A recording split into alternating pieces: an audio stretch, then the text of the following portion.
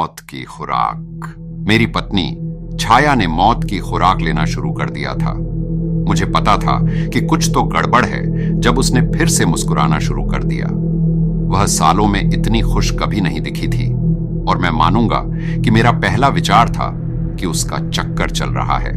मैंने अपनी पत्नी से कहा, अगर तुम्हें कुछ बताना है तो यही सही समय है, क्योंकि अगर मुझे खुद पता चला तो मैं बहुत परेशान हो जाऊंगा। उसने सब कुछ कबूल कर लिया। तुम क्या कर रही हो? मैंने पूछा। मैं खुद को जिंदा दफना रही हूं, वह मुस्कुराई। यह जिंदगी बदलने वाला अनुभव है।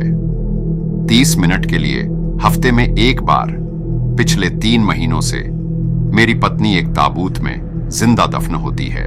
पहले उत्तेजना बढ़ती है और तुम घबरा जाते हो, उसने समझाया, लेकिन उसके बाद तुम्हें पूरी तरह से शांति महसूस होती है।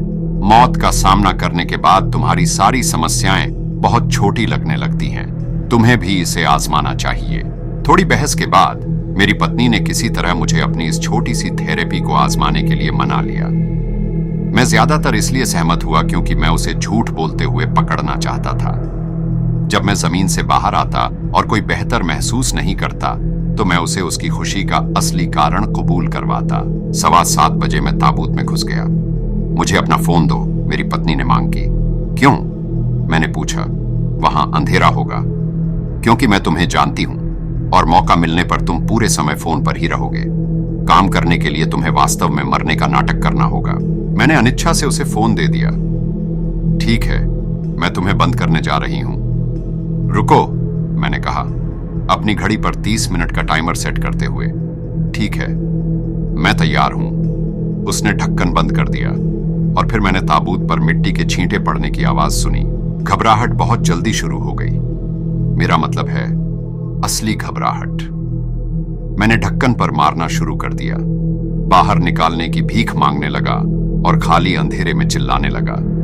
कुछ भी काम नहीं आया, लेकिन जल्द ही डर की जगह शांति ने ले ली, बिल्कुल मेरी पत्नी की बात की तरह।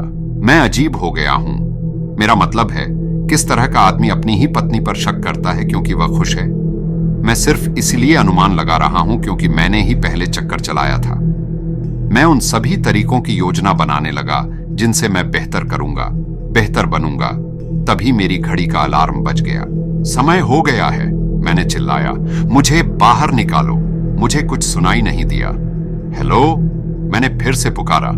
तुम मुझे अब बाहर निकाल सकती हो?